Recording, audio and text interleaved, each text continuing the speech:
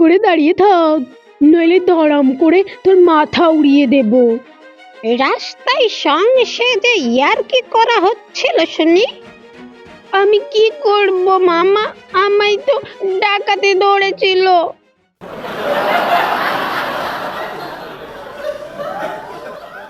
নবীন চাঁদ স্কুলে এসেই বলল কাল তাকে ডাকাতে ধরেছিল। শুনেই স্কুল শুদ্ধ সবাই একেবারে হাঁ হাঁ করে ছুটে আসলো। এরপর তারা জিজ্ঞেস করলো, ডাকাতে ধরেছিল? কি বলিস রে? ডাকাত না তো কি, বিকেল বেলায় সে জ্যোতিলালের বাড়ি পড়তে গিয়েছিল। সেখান থেকে ফিরবার সময় ডাকাতেরা তাকে ধরে ফেলে। তার মাথায় চাটি মেরে তার নতুন কেনা শখের পিরানটিতে কাদা জলের পিচকিরি দিয়ে গেল। আর যাবার সময় বলে গেল, চুপ করে দাঁড়িয়ে থাক, নইলে ধড়াম করে তোর মাথা উড়িয়ে দেব। তাই সে ভয়ে ভয়ে আড়ষ্ট হয়ে রাস্তার ধারে প্রায় 20 মিনিট ধরে দাঁড়িয়েছিল। এমন সময় তার বড় মামা এসে তার কান ধরে বাড়িতে নিয়ে বললেন, রাস্তায় সঙ্গে সেজে ইয়ার্কি করা হচ্ছিল শুনি। নবীন চাঁদ কাঁদো কাঁদো গলায় বলে উঠল, আমি কি করব মামা, আমায় তো ডাকাতে ধরেছিল। শুনেই তার মামা প্রকাণ্ড একটা চড় তুলে বললেন, ফের জ্যাঠামি।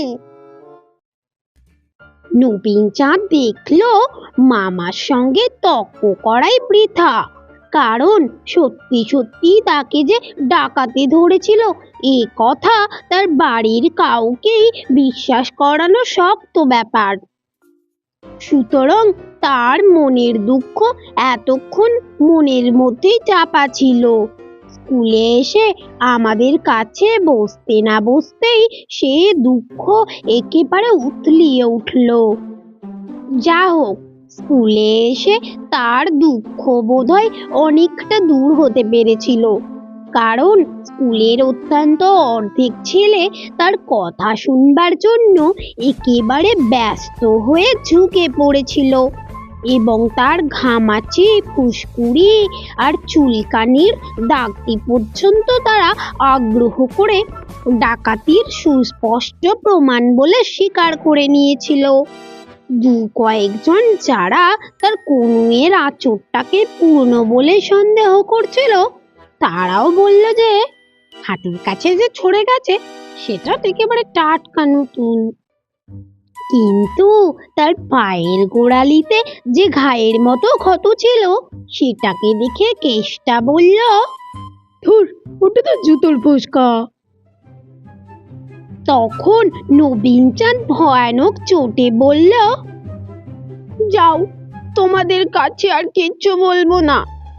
কেষ্টাটার জন্য আমাদের আর কিছুই শোনা হলো না। ততক্ষণে 10টা বেজে গেছে। ঢং ঢং করে স্কুলের ঘন্টা পড়ে গেল। সবাই যে যার ক্লাসে চলে গেলাম। এমন সময় দেখি পাগলা দাশু একগাল হাসি নিয়ে ক্লাসে ঢুকছে। আমরা তাকে জিজ্ঞেস করলাম, শুনেছিস কাল নবুকে নাকি ডাকাতে ধরেছিল? যেমন এ কথা বলা অমনি দাশুরুতি হঠাৎ হাত পা ছেড়ে পই টই ফেলে খ্যা খ্যা করে হাসতে হাসতে একেবারে মেঝের ওপর বসে পড়ল। পেটে হাত দিয়ে গড়াগড়ি করে একেবারে চিত হয়ে আবার উপর হয়ে হাসতে শুরু করলো। তার হাসি আর কিছুতেই থামে না। তা দেখে আমরা তো সকলে অবাক। এদিকে পণ্ডিত মশাই ক্লাসে এসেছেন, তখন পুরোদমে তার হাসি চলছে।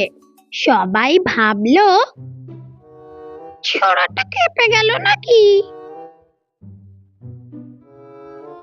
যাই হোক, খুব খানিকটা হুটোপুটির পর সে ঠান্ডা হয়ে বই টই গুটিয়ে বেঞ্চের ওপর উঠে বসলো। পণ্ডিত মশাই বললেন, হাসছিলে কেন বাপু? দাশু তৎক্ষণাৎ নবীন চাঁদকে দেখিয়ে বলল,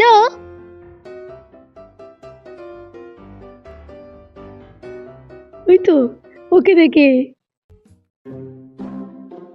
পণ্ডিত মশাই খুব কড়া রকমের ধমক লাগিয়ে তাকে ক্লাসের কোণায় দাঁড় করিয়ে রাখলেন। কিন্তু পাগলার তাতেও লজ্জা নেই। সে সারাটি ঘন্টা থেকে থেকে বই দিয়ে মুখ আড়াল করে ফিক ফিক করে হাসতে লাগলো। টিফিনের সময়ে নবু দাশুকে চেপে ধরলো আর জিজ্ঞেস করলো, কি রে দাশু, বড় যে হাসতে শিখেছিস? তা শুনে দাশু বলল, হা হা হা, হাসবো না? তুমি কাল দুচুনি মাথায় দিয়ে কিরকম নাচটা নেচেছিলে সে তো আর তুমি নিজে দেখোনি, দেখলে বুঝতে কেমন মজা। তা শুনে আমরা সবাই বললাম, সে কিরকম রে, দুচুনি মাথায় নাচছিল মানে? দাশু বলল, তাও জানো না? ওই কেষ্টার জগাই, ওই যা বলতে বারণ করেছিল। আমি বিরক্ত হয়ে বললাম, কি বলছিস, ভালো করেই বল না। তা শুনে দাশু বলল, কালকে শেঠেদের বাগানের পেছন দিয়ে নবু একলা একলা বাড়ি যাচ্ছিল। এমন সময় দুটো ছেলে, তাদের নাম বলতে বারণ, তারা দৌড়ে এসে নবুর মাথায় দুচুনির মতো কি একটা চাপিয়ে তার গায়ের উপর আচ্ছা করে পিচকারি দিয়ে পালিয়ে গেল। নবু ভয়ানক রেগে বলল, তো তুই তখন কি করছিলি রে? দাশু বলল, তুমি তখন মাথার থলি খুলবার জন্য ব্যাঙের মতো হাত পা ছুঁড়ে লাফাচ্ছিলে, আর আমি বললাম ফের নড়বি তো দড়াম করে মাথা উড়িয়ে দেব। তাই শুনে তুমি কেমন রাস্তার মধ্যে কাঠ হয়ে দাঁড়িয়ে রইলে। তাই আমি তোমার বড় মামাকে ডেকে আনলাম। নবীন চাঁদের যেমন বাবুয়ানা তেমনি তার দেমাগ, সেই জন্য কেউ তাকে পছন্দ করতো না। তার লাঞ্ছনার বর্ণনা শুনে সবাই বেশ খুশি হলাম। ব্রজলাল ছেলে মানুষ, সে ব্যাপারটা বুঝতে না পেরে বলল, তবে যে নবীনদা বলছিল তাকে নাকি ডাকাতি ধরেছে। তা শুনে দাশু বলল, ধুর বোকা, কেসটা কি ডাকাত নাকি? বলতে না বলতেই কেসটা সেখানে এসে হাজির। কেসটা আমাদের উপরের ক্লাসে পড়ে, তার গায়েও বেশ জোর আছে। নবীন চাঁদ তাকে দেখা মাত্র শিকারী বেড়ালের মতো ফুলে উঠল, কিন্তু মারামারি করতে আর সাহস পেল না। খানিকক্ষণ কটমট করে তাকিয়ে সেখান থেকে সরে পড়ল। আমরা ভাবলাম গোলমাল মিটে গেল, কিন্তু তার পরদিন ছুটির সময় দেখে নবীন তার দাদা মোহনচাঁদকে নিয়ে হন হন করে আমাদের দিকে এগিয়ে আসছে। মোহনচাঁদ এন্ট্রান্স ক্লাসে পড়ে, সে আমাদের চাইতে অনেক বড়। তাকে ওরকম ভাবে আসতে দেখেই আমরা বুঝলাম এবার একটা কাণ্ড হবে। মোহন এসেই বলল, কেসটা কই? কেসটা দূর থেকে তাকে দেখতে পেয়ে কোথায় যে সরে পড়েছে তাকে আর পাওয়া গেল না। তখন নবীন চাঁদ বলল,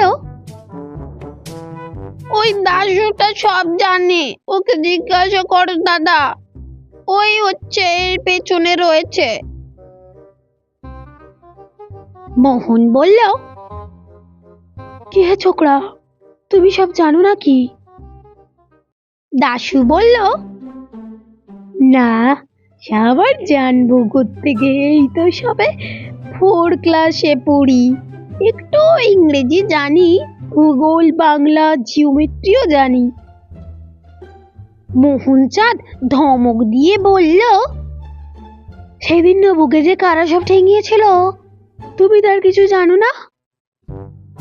তা শুনে দাশু বলল, ঠ্যাঙায়নি তো, মেরেছিল, খুব আস্তে মেরেছিল। মোহন একটুখানি ভেঙচিয়ে বলল, খুব আস্তে মেরেছে না?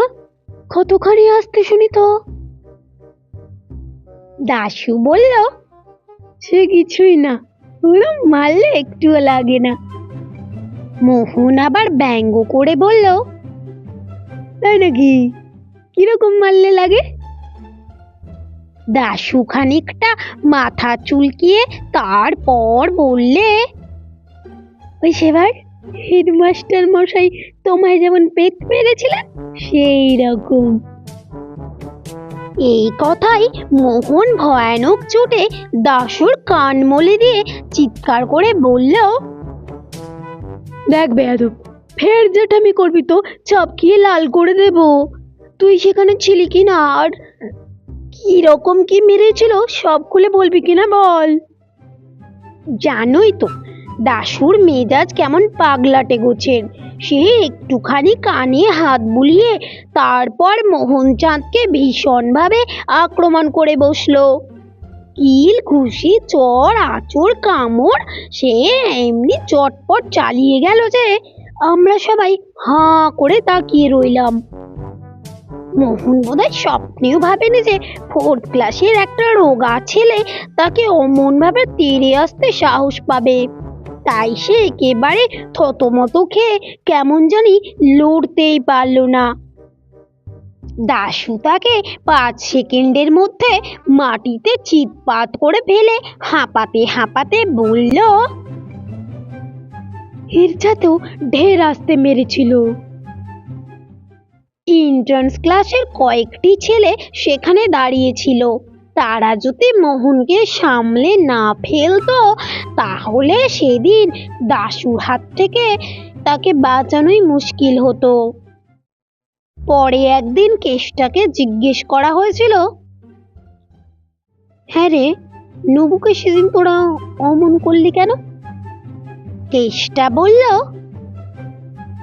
দাশুটাই তো শিখিয়েছিল ওরম করতে, আর বলেছিল তাহলে 100 জিলিপি পাবি। আমরা বললাম, কই আমাদের তো ভাগ দিলি নে? কেষ্টা বলল, সে কথা আর বলিস কেন, জিলিপি চাইতে গেল হতভাগা বলে কিনা আমার কাছে কেন, ময়রার দোকানে যা, পয়সা ফেলে দে, যত চাস জিলিপি পাবি।